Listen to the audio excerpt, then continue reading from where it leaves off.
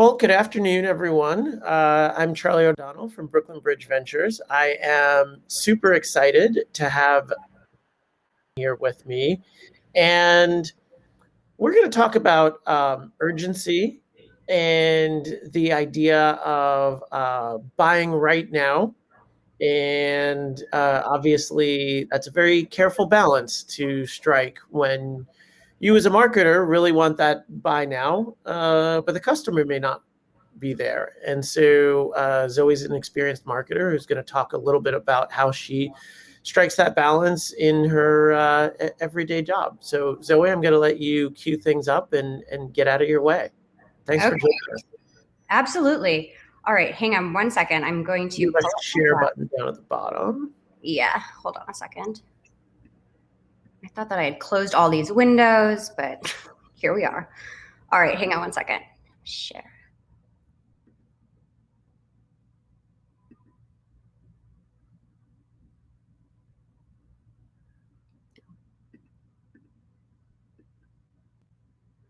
All right, can everyone see my screen?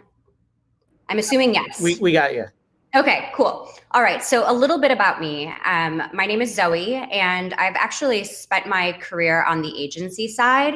To name a few agencies I've been at Huge, I was at Y&R, I was most recently actually at Havas, and about a year and a half ago, the former CEO of Huge hit me up about a new venture that he was working on, and here we are. I'm now the head of marketing at Dayforward, and Charlie, thank you for having me. I'm really excited to be here. Thanks to everyone who took time out of their day to come join the fun that we're about to experience in my talk. And if you want to get in touch, absolutely, by all means, you can add me on LinkedIn. I'm Zoeanna there. My email at work is zoe@dayforward. And if you're open to it, definitely give us a follow on Instagram. We're at dayfwrd. So a little bit about our company. Our mission as a company is to bring financial security to modern families. And we actually, before we went live, we went through the motions of actually becoming a full stack life insurance carrier because we're starting with life insurance. And so by becoming a life insurance company, what that's really allowed us to do is to have the autonomy to truly innovate across all aspects of our business. So everything from our technology to our pricing, to our underwriting, to the distribution, to our customer service, and most specifically, with our product. We actually developed a completely new type of term life insurance that we just launched as our flagship product at the beginning of January. And right now, we're currently live in Texas, and we are in the process of expanding nationally. So, excuse me, here's our website, dayforward.com. You should totally check us out. And this is a little bit about how our product works. So we believe we provide a better way for families to protect themselves. And with a Dayforward policy, you can protect your income until your kids are grown up. So the way that works then is that if you were to pass away, that income that your family already depends on, Dayforward will continue to pay your family that income twice a month, just like a paycheck, until your kids are grown up, plus $10,000 in funeral expenses. And the title of my talk, as Charlie, sort of queued up, is that life insurance is not lipstick. And I say that very theoretically, and obviously with all respect to lipstick, there's obviously a host of challenges that come with marketing any product within any category. But life insurance is heavy, right? It is not something that is necessarily an impulse buy. It is a conscientious choice. It, for many people, is often a financial commitment over a number of years. And it really also asks you to think about something that nobody wants to think about, which is your own mortality or your partner's mortality. And so it's a big deal. And when you think about big purchases overall, there's usually that tangible experience that you can experience right away with a big purchase, right? But with insurance, it's more about the intangible, right? Because you're buying the promise of protection. And so the actual experience that you would have that would be tangible would be if something were to happen. And so life insurance is actually different than a lot of other type of insurance. there's no trigger that actually requires you to purchase it. So, one example is apartments that I've lived in, previously. You actually have to have renter's insurance and actually before you can actually move in and rent that apartment, right? An example, for me as well is this summer, during the pandemic, my husband and I actually went to go get a car so we could expand our radius. And I haven't driven really since I lived in LA years ago. So I didn't have any type of car insurance. And I had to, at the dealership, literally buy car insurance in order to be able to drive the car off the lot. But that just doesn't happen with life insurance, right? When you have a baby, you don't have to buy life insurance in order to leave the hospital. And so the consumer mindset that we're really dealing with because of that is that even when someone is totally bought into the idea of life insurance, the idea of giving their family that, financial security, that protection, they don't, there's no trigger that is requiring them to actually do it right now and right this moment.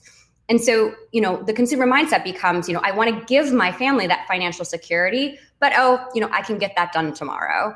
And so our marketing challenge, at Dayforward is really how do we motivate purchase and create that urgency to buy now when something like life insurance is so easy to just put off. And so we've had to explore new things. When it comes to urgency, normal triggers that many other companies can benefit from just aren't applicable for us. We literally couldn't have there's only 2 life insurance policies left over, get yours before they totally sell out. We just can't do that. And so what that has forced us to do is really rely on brand to be able to create that natural sense of urgency, to remove any type of, barriers to purchase, so that people understand, that this is something that they potentially need. And so for us, it's really kind of this careful balance of how we are using brand to be able to drive that urgency, to drive that motivation to purchase without it being a total buzzkill, right? Because you can't be using brand all the time to just feel like it's a hard sell.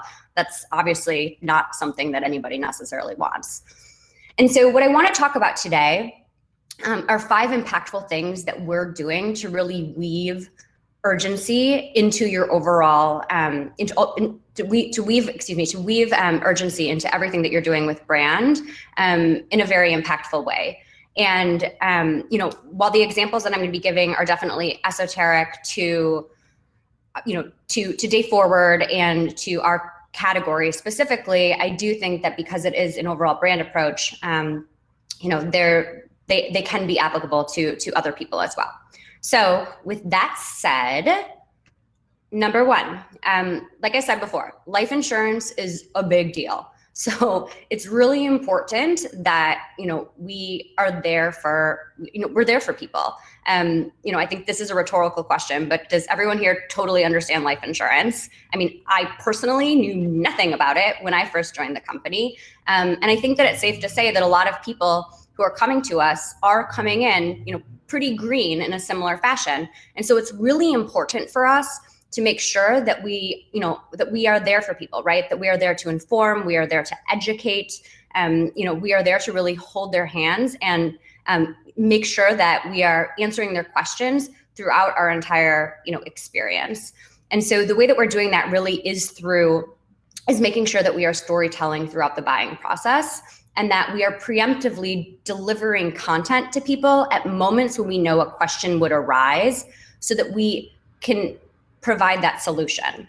So, as you're, really traversing through dayforward.com, there are moments, like I said before, where you might happen upon something or we might ask a question and, you're thinking, okay, why is this right for me?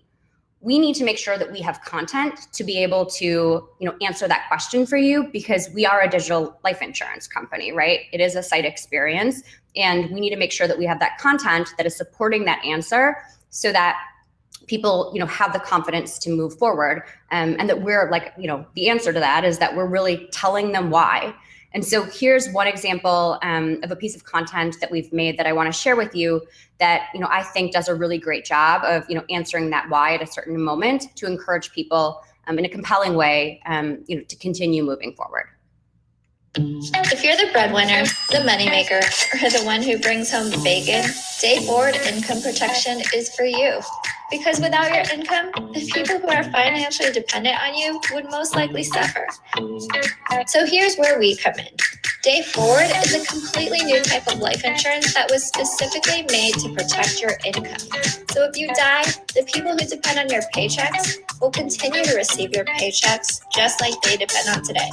Lucky for, well, their futures. So apply to protect your income today at dayforward.com.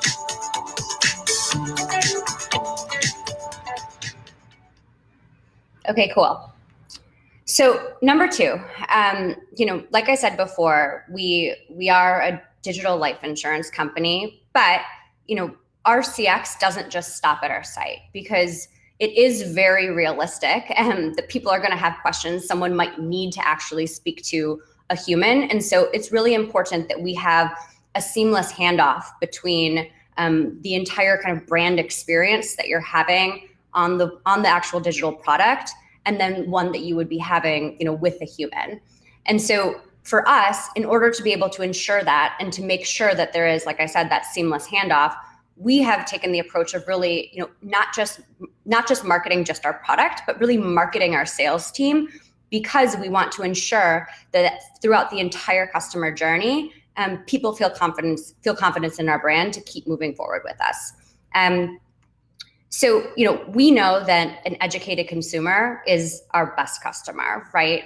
And that as someone, as someone is going through the site and they might have questions, they might need to speak to someone, we're making sure that at moments when we know that someone potentially would need to speak to a human, that we are giving them the confidence, right, that they should actually move forward and speak to that person to help drive that conversion. And again, making sure that we're giving that content and preparing them and equipping them to have the most informed conversation possible, so that when they do, talk to a human, they're increasingly knowing more. They better understand Dayforward, they better understand our product, and then they already have that implicit trust in the person that they're about to be talking to, because we've done a successful job at making sure that by the time they actually speak to someone, they're trusting that person in the same way that they have already sort of established some of this trust and this interest in our actual product and in our brand. And so the number three, building a brand takes time. We all know that. And building brand trust takes a really long time. But we just don't really have time for that. And I don't mean that by any means as a disservice to our brand, but it's actually a challenge for us that we need to face. Because when you think about, what we're doing is we're making promises to people that we're going to be there in the future, right? So when someone needs to actually have trust in our company that we're going to be around, let's say in like 15 or 20 years or however long, so that when they get a policy with us, they have the confidence that we're still going to be there in case something, in case God forbid they die, and that we'll be here to actually pay the benefits to their family.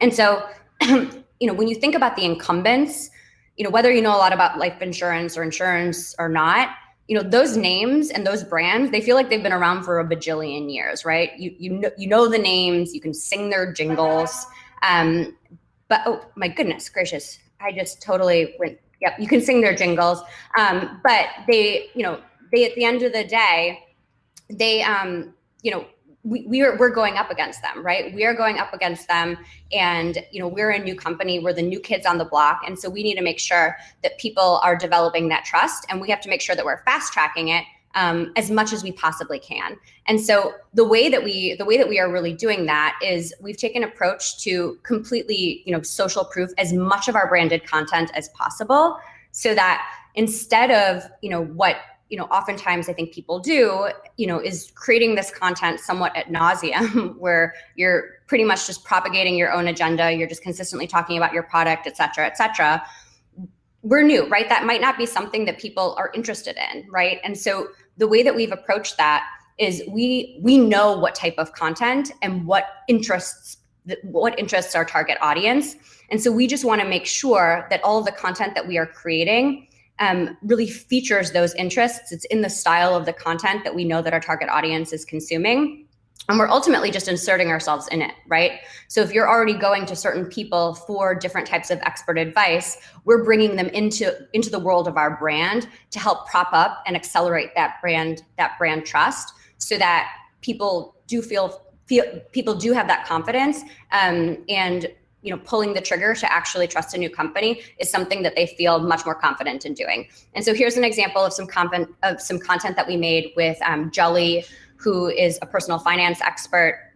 And here is something, with Sarah, who is she's local in Texas, within a certain community called Sugarland. And, she's really looked at as a parenting expert, creating content with her. And then here's just some kind of bite-sized, much more shareable social pieces that we make, on Instagram, which again, features an actual person in this conversation-based style type of content. That's really easy for, these partners to also disseminate onto their own respective platforms to really help drive that organic traffic to us and get people interested and, very sort of bought into our overall brand.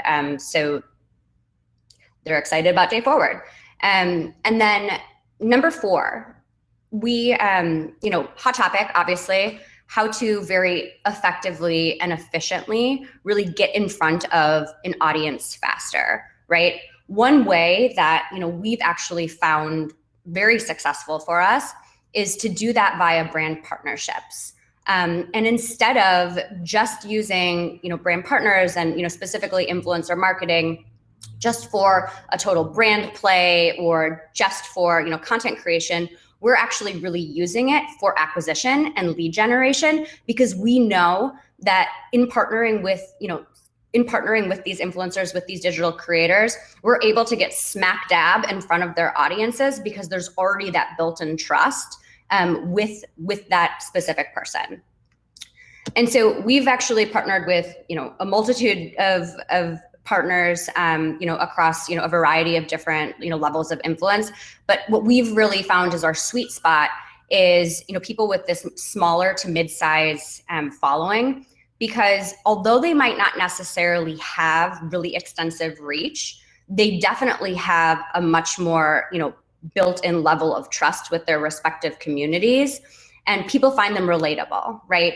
And so when they are talking about Dayforward, it is, they are very compelled to actually take action, and go to our site. We can develop leads, via them, because there is already that built-in trust. And so this is just a way that we're able to really get into what we believe is, our much more qualified target audience right away through these partnerships. And one thing that I really love that we're doing too is that when you look at all this content, you're sort of like, oh my gosh, like it's kind of all over the place, like all of these different, kind of creative approaches. But we've done that on purpose. Instead of really delivering a very sort of strict brand campaign brief where like, we need you to do X, Y, and Z and make us this.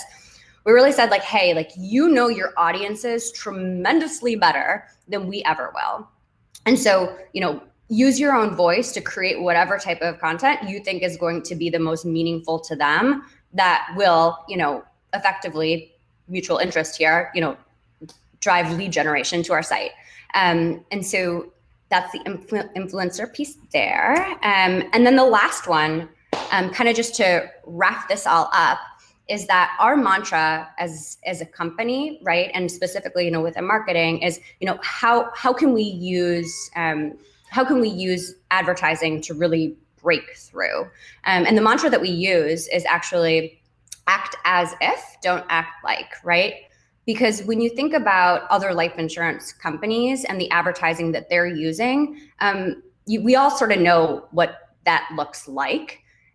And so for us, in order to be able to stand out, especially new, right, and kind of break through the clutter and, create advertising that people, aren't going to completely dismiss, is that if we act as if, right? And so just, we've ultimately kind of decided that we're going to act as if we're lipstick, right? Because lipstick is something that is easy to understand. It's something that, you can get excited about. And again, like, I use lipstick very sort of theoretically here, but the point is with all of our messaging, and all of our brand plays, we just know that we can't really kind of just play the purely transactional game. We can't just do what everybody else is doing. We need to figure out a different way that we can reach people effectively and get them excited our product in a way that, motivates them, to move forward.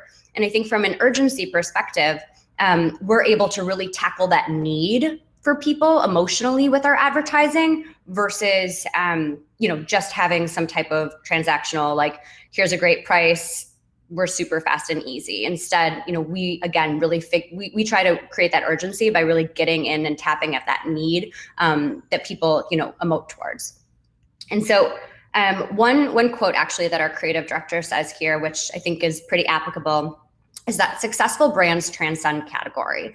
And so, as an example, right, you don't wear a Coca-Cola t-shirt because you love soda. You don't wear an Apple t-shirt, I guess, because you love computing languages.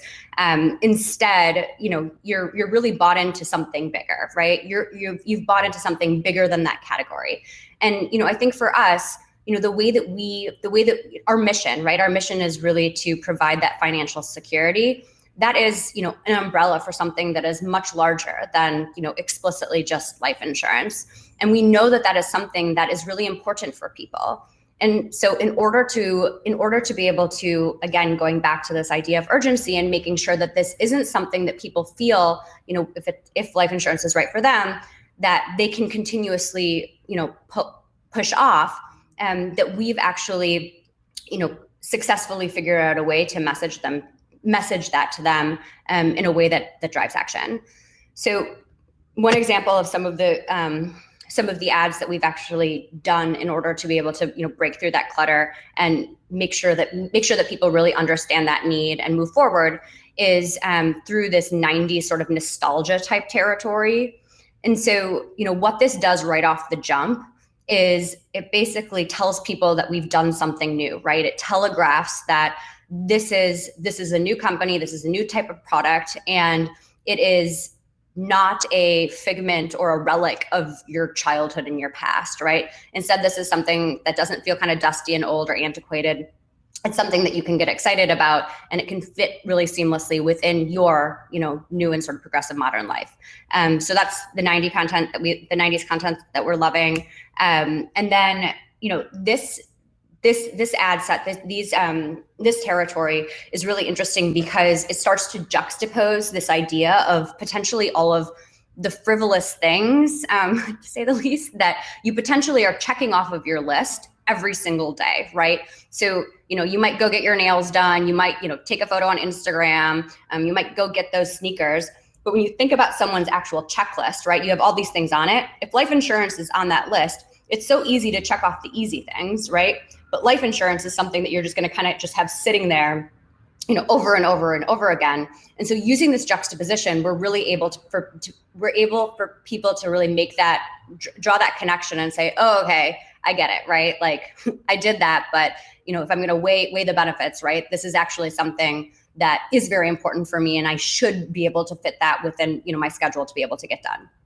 And then the last one, which is also sort of another play on the other ads that we just looked at previously, and this is actually one of my favorites, is that we really showcase the variety of ways that people sort of protect pieces of their life, but don't necessarily protect the whole thing, which is their life, right? So you might have your home insurance, you might protect your grandmother's pearls, or you might protect you have your car insurance, or you have, you've protected your wedding ring, but have you actually protected the thing that envelops all of that? Like, have you protected your life? And what this does is it actually really kind of gets at that need, and it becomes almost that aha moment for people who are also actually just not even in the market for life insurance, right? Because then they can, draw that connection and say, oh, okay, I get it. Like, I've done all of these things, but, have I forgotten to actually, protect what is potentially the most important thing in my life, which is my family's future? And with that, that really helps us, make people, understand how this is, ultimately a priority in a really elegant way. So with that, we can jump into a Q&A. I'm going to kick things off with a question. Yes. I would be curious about the context of the marketing team and sort of how it developed and the resources. You're talking about like brand development and all of this sort of stuff, and sort of like who's doing what do you do internally, how do you leverage on the outside, and maybe like how did that team grow over time? Yeah, no, absolutely. And that's a great question. We actually do everything completely in-house, soup to nuts. And so right now, we have a full in-house creative team, our marketing team, we do all of our media buying, our growth in-house. We have a full stack engineering team. We all really work together as a team. And just for context, just so I understand, how big is the company total? We're like 20 some odd people. We're still pretty so small. Like not huge for an fully in-house marketing team. Yeah. So, I mean, I think, right now we have, and we're growing, but, right now we have, sort of three people, on the marketing side or on the creative side, 4 or so people on the, 4 or 5 people on like on the marketing / growth side. And so, for us, I think that what it really has become is figuring out what are, I got to go back, like some of those most impactful things that we can create. But we do it all. We do it all in house, and we're really proud of the work that we're doing there. That's awesome. Mm-hmm. I have a direct chat ask is, how do you think about planning and timing? It's not exactly a cyclical. Well, maybe it is a seasonal product. You tell me in terms of how you think about planning the calendar out over the year. Yeah, I mean, so we're still, we just launched in January, and so I think that the overall like kind of cyclical planning and calendarizing content is likely more something that's down the line and in our future. Right now, life insurance is independent of seasons, right? I think that there's definitely moments throughout the calendar year where, you do have the opportunity to talk about something important, right? Like Mother's Day is coming up, right? That could be a moment. But instead, I mean, I guess a great way to say it is life insurance doesn't go out of season because we can talk about it year long. But I think from a planning perspective, for us right now, it is very much, related to, our growth and our acquisition and making sure that we are continuously, leveraging and optimizing on content that, furthers the progression of the company. Gotcha. What tools do you use to manage the inter-team communication? Do you use any of the, it feels like there's been a whole bunch of like collateral management tools that are now sort of out there, so you can keep all your images and all of that sort of stuff in the cloud. What are you guys using? Yeah. So we internally right now we're using Monday, and we also use Slack. I think we actually, it's interesting. A lot of people who started at our company started right in the pandemic, and so people just really haven't even met each other. And so it's interesting. We use Google Hangouts and everything, but I think it's interesting trying to use these tools to kind of forge these interpersonal connections. And so we try to do different things, every single week to actually make people feel like, they're not just this part of a human. But, I think we're a small team and we're super collaborative. And so I think there's just a lot of, daily jumping on calls, speaking with each other. But, I think we've done a good job at figuring it out, but that's not to say that obviously, that interpersonal connection that obviously happens within an office, is not potentially lost on us. And do you also use Google stuff for the handling of files and marketing collateral and all of that sort of, shared drive type stuff, or a Dropbox or Box or? Yeah. We use Google. We use, some other things. I mean, there's obviously, for compliance issues, we do say use, like Confluence, and other sort of more secure things on the insurance side. But, the Google product suite is really working for us right now. Gotcha. So a question from Karen. What's the one strategy that's been most impactful in the trust building with potential clients? That's a great question. So I think in the trust building, honestly, I would have to say there's so many. No, I think the one thing, honestly, is making sure, I think, which is sort of my number two, is really kind of weaving, sales as a part of our overall marketing, right, messaging. Because what we're realizing, though, too, is there's obviously some people who, can complete the process and they can do it fully digital. But for a lot of people, they have questions, right? They want to talk to a person. And so making sure that we're able to really sort of pose our sales force as, and which they are life insurance experts, they are non-commissioned, that they are really sort of, a part of our overall brand.